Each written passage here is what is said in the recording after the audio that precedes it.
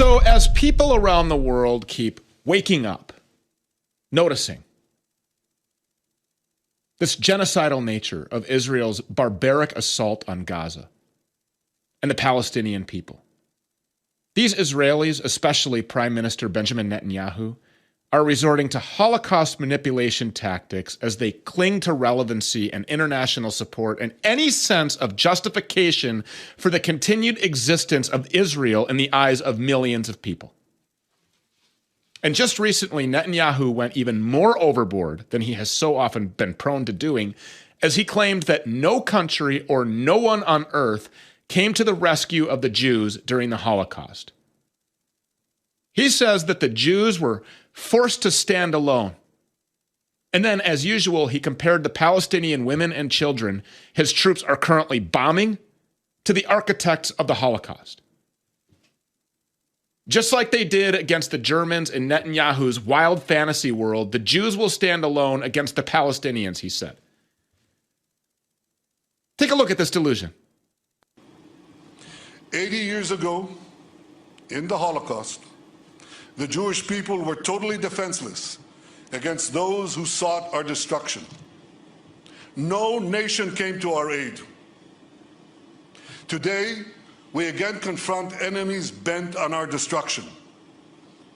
I say to the leaders of the world, no amount of pressure, no decision by any international forum will stop Israel from defending itself.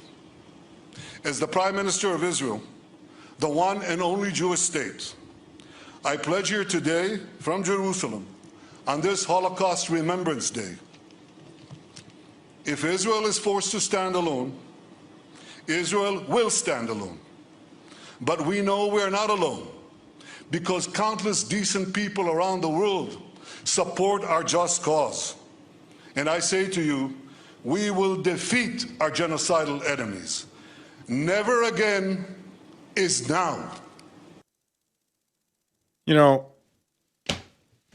those comments, what he just said right there, it's truly remarkable.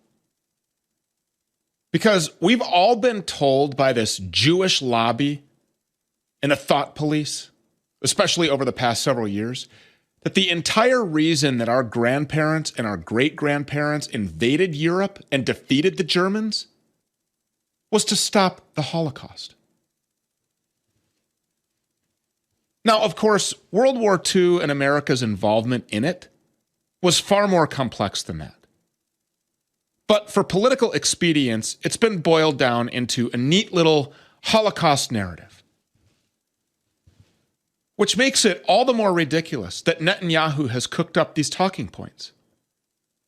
I mean, it's amazing that he could even stand there like this and make these claims with a straight face.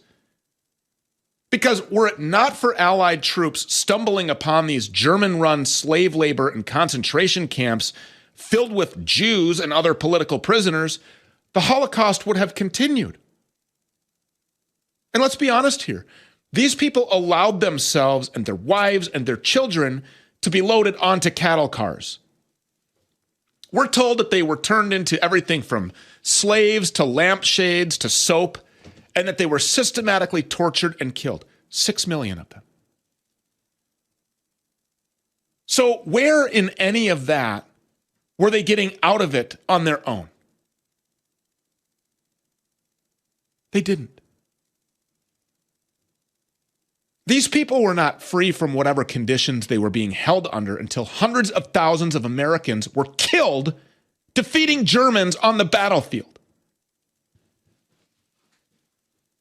And let's not forget about the hundreds of thousands of Brits and the millions of Russians and everyone else who was killed in the process.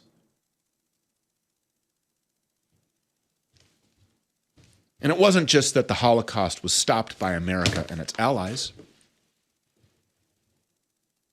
but Israel was created by America and its allies. After World War II, the victors convened and they decided to give Palestine to the Jews, to give them a homeland. Because for some reason, they kept getting kicked out of everyone else's countries. Zionist radicals had been in Palestine for years. But you see, they had been unable to win much territory while waging guerrilla warfare campaigns and terrorist attacks against the British governors of the region, as well as the native population. The state of Israel did not exist until other countries forced it into existence. But here's this guy, Benjamin Netanyahu. And his remarks give us all a glimpse of the arrogance and the ingratitude that has just become commonplace in these nations all around the world, where America has reportedly staked its blood and treasure only to be stabbed in the freaking back over and over and over again. It doesn't matter about the generations that came before you, storming the beaches at Normandy and being mowed down. You know why? Because if you question what Israel is doing, you're a Nazi. If you ask the question, do you believe that Hitler was right? If you ask if General Patton was right, did we defeat the wrong enemy? If you question the ongoing genocidal, mass murderous, ethnic cleansing campaign being carried out in real time on film, you're a Nazi. Don't you dare question it. Elon Musk, with his young boy son and Benny Boy Shapiro, go to Auschwitz. And they roll out these big, huge movie screens. And all of their faux solemn faces and sadness for all the mean things that have been done to the Jews. Guess what the problem with that is? It's fake. Brian Fail has been doing some reporting on Netanyahu and his government, and he joins us now for his thoughts. To that you say what, Brian? Well, there's a lot to say about World War II, but in regards to what Netanyahu said, I think a lot of it is propaganda. He talks about the destruction of the Israelis at the hands of the Palestinians. We know it's the other way around. The genocide is committed against them. And the antics that he says about World War II are ridiculous. But this goes down to the key point of Israel. Israel does not care about any other nation besides Israel. That's it. And the Holocaust narrative is a way to assemble Jews from all over to support Israel. And that's why they use it. President Nixon even said it himself. So I mean, it's been used in the past, and it's being used today because we know that support for it is falling. Donald Trump even said that their PR campaign is horrendous, and we see a rising tide with the Gen Z. And also, you know, what really supports Israel is the establishment class of the West. The other countries, I would say, not so much. I mean, I don't even think Russia supports them at this point. So it's a lot to say. It's you know, what he said was pure propaganda. That was it, to make it seem like they are all by themselves. But they have never been alone. The West has always been there for Israel, and that's a fact. We know that. Unfortunately. Can I ask you a question? 6 Sure. months ago, if I would have been on Twitter and I would have quoted Hitler, what would you expect would have happened to my account? I would say that your account would be banned. Completely nuked. Gone Yeah. off the face of the planet. I would be an anti-Semite of the worst order. I would be Hitler. I would literally be baby Hitler. You're not allowed to quote him because you're not allowed to have access to him because you're not allowed to know what he was really thinking or why he was acting in the ways that he was acting. The very same thing is happening in current times with Vladimir Putin. You're not allowed to sit down with him. Look at what happened to Tucker Carlson. He's sanctioned in the EU. People here on television are calling for him to be tried for treason. Something punishable by execution and death in this country. Treason for what? He sat down and asked questions of a sitting wartime president. But you know, the people that are controlling the levers of the media, these people don't want you hearing from Vladimir Putin, the leader of Russia himself. They don't want you knowing what Hitler was doing and why he was doing it. This could potentially be the most lied about person in human history. And so just the other day, yesterday, I took to Twitter and I just did a simple poll. Adolf Hitler famously said, "My spirit will rise from the grave and the world will see I was right." Do you agree, knowing what you know now? Over 40,000 people voted. 85% or more said yes, they agree. To what do you attribute this massive shift online? That's because more information is coming out. They're just trying to minimize this information because they want to retain the Holocaust narrative. And if anything goes against it, it destroys their power because they can always use it when they want influence or when they want support for Israel. They call me a Holocaust denier, which I think, should be, it's libel, it's defamation, it's slander. I've never once denied the Holocaust. What I have said is that they have lied incessantly, repeatedly, pathologically about what happened and the reasons for the war. Everything about it. They have lied about the numbers. They have lied about Auschwitz. They have lied about the figures. They have lied about the events of the war. They have lied about the causes of the war. The same way that they continue to do it now about Iraq and Libya and Syria and Benghazi and Afghanistan and now in Ukraine.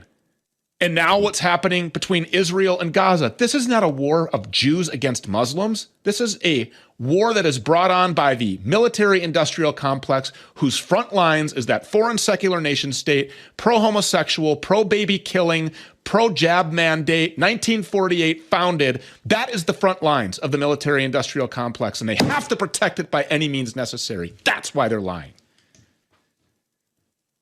That's exactly the case, Stu. You know, they do not want us to question any of it. They do not want to deteriorate from the narrative, and then they lose power otherwise. People are noticing in massive amounts.